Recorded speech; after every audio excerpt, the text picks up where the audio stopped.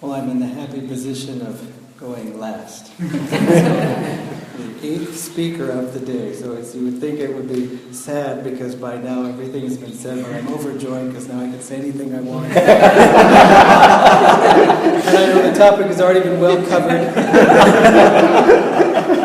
But when we think in terms of building Master's work, it's natural to think about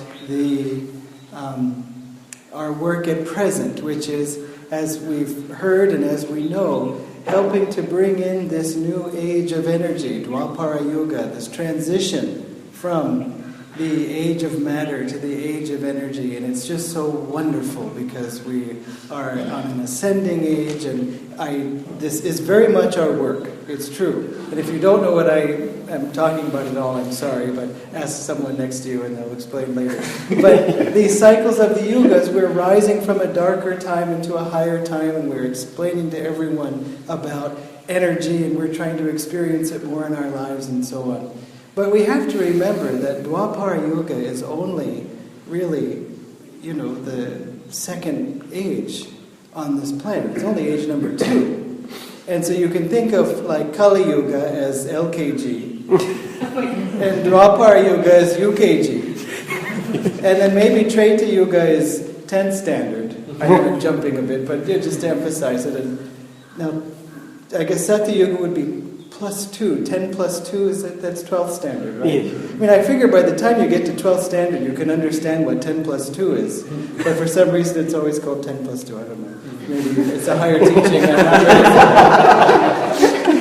So here we are, bragging about Dwapara Yuga, like the one in UKG, going, oh, I'm not doing LKG anymore. Let me tell you about energy. We will very likely be right back here, maybe even on this spot, trying to usher in Treta Yuga. And saying, oh my God, stop thinking in terms of energy. That's so Dwapara Yuga. Now it's magnetism. Now it's the mental age. And then for Satya Yuga, we'll say, it's all spirit. Stop talking at all. So, really, we don't want to miss the point of what we're doing. This is our work right now, but we shouldn't pretend it isn't, because this is the time we're in. We should take our work seriously. But after all, it's also just on this one little mud ball of a planet. It isn't really the most spiritual planet. It's not the most spiritual part of the galaxy. It's not even the most spiritual galaxy. And so we can imagine, again, ask the person next to you afterwards. So, and even if we got this whole planet perfect, as a friend of mine said, we'll never be satisfied in spreading Master's work. Once we convert the whole planet, we'll be looking onto other planets. So did I get that right? I'm very, very glad to quote Haridasji, often not in front of Haridasji. So we do want to also look at what is Master's work really. And as has already been said, and as you all know, it's really each soul finding God. And one aspect I wanted to touch on briefly was also the aspect of spiritual family. In so many ways we've been talking about it, and certainly at a retreat like this we've been experiencing it. But I wanted to read Swamiji's words on spiritual family. Speaking of spiritual family, this is from the New Path, obviously. Swamiji writes, an example may help here. In the nebulous gases of infinite space, the atoms drift about at great distances from one another. The average, so I have read, may be as much as 17 miles, much too far for their gravitational fields to attract one another. But if 2 atoms happen to drift together, their combined field makes it easier for them to attract a 3rd atom. For 3, it is still easier to attract a 4th. Thus, an occasional ball of matter keeps on growing until its gravitational field encompasses at last a radius of many millions of miles. At some point in this process, a mighty implosion occurs as nebulous gases are sucked inward from vast distances. The gravitational force of this huge mass becomes so great that changes occur within the structure of the atoms themselves. A shining star is born. The soul, similarly, in its gradual progress toward divine wisdom, develops the gravitational power by which it attracts and holds the understanding it needs for enlightenment, until at last, in the firmament of living beings, it becomes a veritable star. In the same way, too, the soul develops the gravitational pull to form meaningful and lasting relationships with other souls. Gradually, in its outer life, it and others with whom it is spiritually compatible form great families of souls that return to Earth or to other planets to work out their salvation, not only inwardly on themselves, but by interaction with one another. To achieve divine emancipation, it is necessary to spiritualize one's relations with the objective world and with other human beings, as well as with God. The stronger the family, spiritually speaking, the greater its attractive pull on new souls that may still be wandering in search of an identity of their own. A family evolves with its individual members. At last, it too, the family, becomes a star in the firmament of humanity and begins to produce great souls of self-realization. As spiritual stars, such great families become powerful for the general upliftment of mankind. Like stars, too, they then draw planets of less evolved families into their beneficial auras, vitalizing them with rays of divine truth. Such families are like mighty nations. To them is given the real task of guiding the human race, not in the way governments do, by official ordinances or changing of currencies and... No, I'm sorry.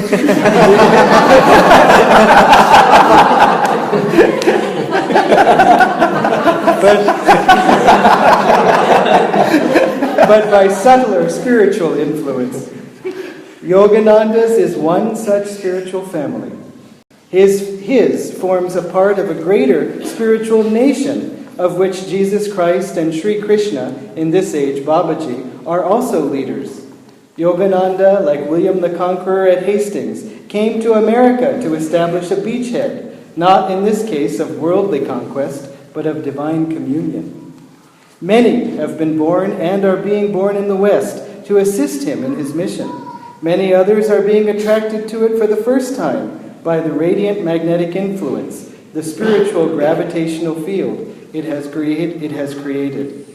And Swamiji, writing this in 2009, thank you, would, I'm sure, have added how many wonderful souls of Yogananda's family are being born all over the world, and obviously especially in India. What we would find when traveling to different cities and different places, most recently from my own experience, that was in Chennai. Coming to a new place where some people had heard of Master Swamiji, had been there himself in 2013. He spoke to a hall of 2,000, and it was only 2,000 because they couldn't fit 1,000 more people who were trying to get in. It was an amazing evening, and I know some of you were there. And so then he said, we must have a center here. But when we arrived there, we began to look for, okay, everyone came to the free lecture, but will they come to there were some meditation classes and so on had been going on there, taught by others before we came, and that had helped to build the members there. But still, we wondered, would people come regularly? Would they come and want to actually take this up as a part of their lives? And what we found was not that we taught everybody door of my heart and said, this is how we do the prayers here at Ananda, and they were all, following and like this, like that. No, we simply found Master's children who were saying, hi, I'm in Chennai, is anybody coming? And that they were then joining and in fact forming a family of their own. There was no conversion, there was no teaching or training in anything external. It's an inward recognition of the heart. But how do you get that? How does your heart recognize truth? How does it recognize itself as a child of Yogananda? How does it recognize itself as a part of this family? Even in this relatively small gathering, we have family members from Delhi and Gurgaon and Noida and even Rishikesh and parts beyond, Pune, Mumbai, Bangalore, Chennai, and again even America and further out. And so your heart recognizes that because it's already in your heart. It's the only way. Otherwise, you wouldn't recognize it. Otherwise, you might recognize something else, or you might just walk past the autobiography of a yogi and go, just keep on going. Something in us recognizes, is attracted because of what we've done before. You feel a part of Yoganandaji's family because you are a part of his family. We can get sometimes caught up in we can get a little deceived by the moments of our existence. And even in the song, Life is a Dream, it really is a dream. I mean, in the sense of us thinking, I was born and this is my name and this is my family, this is my language. Language is a funny thing because it sometimes, in subtle ways, if we're not careful, it can kind of separate us. I say, how are you? But I really think, Abkasi. Or I think Kemonachen, or I think Epadi Urakinga, or I think it's just like, no. That's really how you say it, actually. And it's funny how if we're not careful, we can think in terms of separation. Or we can think in terms of, my name is so-and-so, but I have taken up this hobby called Ananda Sangha. I've taken up this hobby of meditation. But you have to realize that to be so strongly a part of Master's family today, you must have been for lifetimes. You must have been a part of this. Otherwise, why would you notice or why would you stick with it? That's the other thing. To develop that sticking power. As Devarshi was saying, it's a burden, but it's not a heavy burden. We have much more joy being in this thing than just caught up, at least for myself, in my own mind. As Dharmini, my wife, has often said, this helps us get out of our own thoughts. And our own thoughts are really pretty boring most of the time, and pretty useless. I mean, how many really significant thoughts do we have in a day? Unless they're coming from Master, it's really not much. And so, what we recognize in ourselves and in Master is our own. It's a part of us. Swamiji said, when I read the autobiography of a yogi, I felt Master was so mine. Just mine. And of course, it's true for each one of us. It's not mine and not yours, it's ours. But it's still mine. He came for your soul liberation too. Just for you. Yes, he's happy that others will get free along the way, but just for you too. It's very personal and individual that way. And so when we say our names, when we think of the families we were born into, it's really not very accurate. In the Gita it says, Arjuna asks Krishna the question on all of our minds after Krishna explains the great states of the yogi and he who has overcome what he has achieved. Arjuna says, sir, what about for somebody who doesn't make it?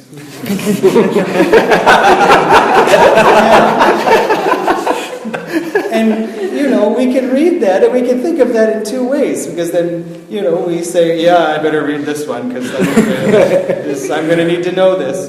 It's not the right attitude. It's not the right attitude at all. It's really, if we have to focus on the fact that we didn't make it, we can say, well, we didn't make it last time. But let's make it this time. Because what does Krishna say? He is reborn into a good spiritual environment, often a wealthy family, sometimes to a family of yogis. And he quickly resumes his spiritual search. And so, if you have in this life quickly resumed your spiritual search, it's just because of that. It's because you picked up right where you left off. So think of yourself as a yogi who's come back. And for a few years in the LKG and all that stuff, before Autobiography of a Yogi, we had some other worldly karma to work out. And we had to work out that karma not knowing we were yogis. That was part of the deal, unfortunately. And so we did that. But now we're done with that. And so you were a yogi before you were born. You were a yogi. You were Master's own before you were given whatever name you happen to be called right now. I mean, we get names. What do our names even mean? Often they're clan names or family names. So if someone says, "Aapka parivar name kya hai?" you say Yogananda.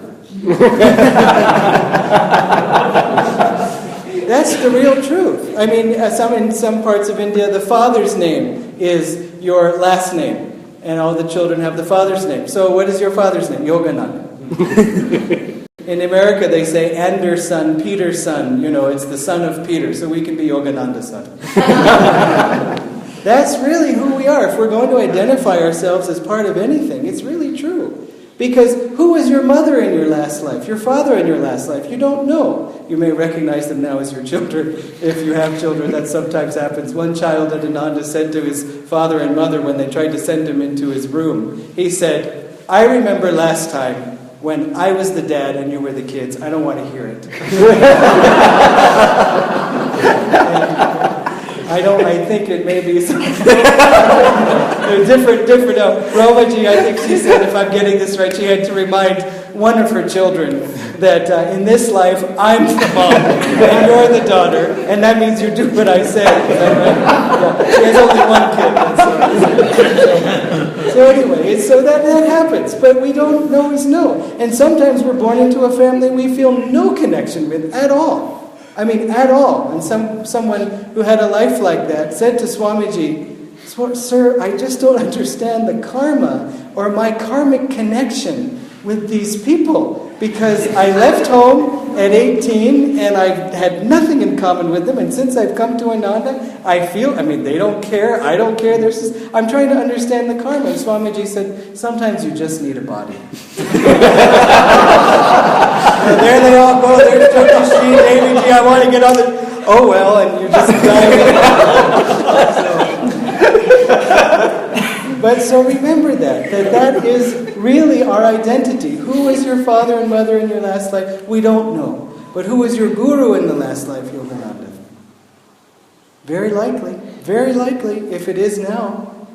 And Yoganandaji said that guru is assigned to the soul at the time that soul is first manifested, sprung out from the divine flame or the divine fire.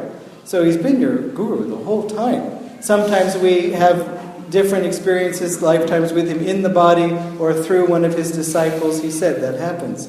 But really, that's the only relationship that has been lasting. Although, as Swamiji writes in this book, so all of our relationships with one another are also lasting. And in a very real way, you've known each other longer than you've known the people in your own home. They too are our responsibility. I'm not saying to neglect that. But we should also be realistic in our appraisal of what is really happening in our lives. And so keep this in mind, just as they've been saying, with spiritual family. Develop that sense of spiritual family. It begins in your own center, with your own friends, just by taking an interest in each other. And sometimes we can get a little caught up. It's with some new students we see, it's my relationship is with the acharya or the teacher, and I try to, elbow everybody else out of the way because I should not be neglected. And it's not that way. We learn so much from each other. As Haridasji has said, not now, but many times before, we heal each other with a glance. Somebody walks in, as he did say, you smile, and it just lifts the whole day. And so not only do we receive that, but we give that. And so not only do we come to the center, for example, to be uplifted, but we uplift that with our own contributions. Each one of you has brought your light to this temple. And it would have been lesser if you hadn't come. It isn't just that we're looking for numbers. It's each shining soul, even if it's your first event here. So remember that that's what you bring also. You bring the Guru's presence. But we are here really to do Master's work, which is to say God's work, which is to say, let God do it.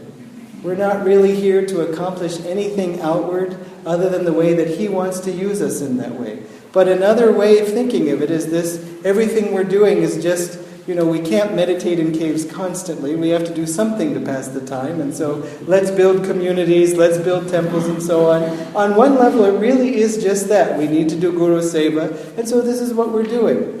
I have to say there is a little bit more than that, because Swamiji said once it would be so nice if, this was in the early years of Ananda, if we could just live in an ashram in a culture where people understood that they gain tremendous good karma by supporting God's work. And so if they would slide a little food under the door, we'd mostly be eating dosas and pancakes and things like that. If we were in a monastery, what they could fit under the door. Or if they would build us houses or something, and it's not that, so we could just benefit and meditate peacefully while we were taken care of. But no, we gain by giving, as I know each one of you has experienced in what you have given. But he said, this isn't the time on earth for us to just be wandering around to places of pilgrimage and giving blessings and enjoying the blessings. In this time in Earth's history, we are building those places of pilgrimage. And so think of that in India, all the holy sites that you may have gone to, if you've gone to Guruvayur or you've gone to any of the, this temple is 1,000 years old. Who built it?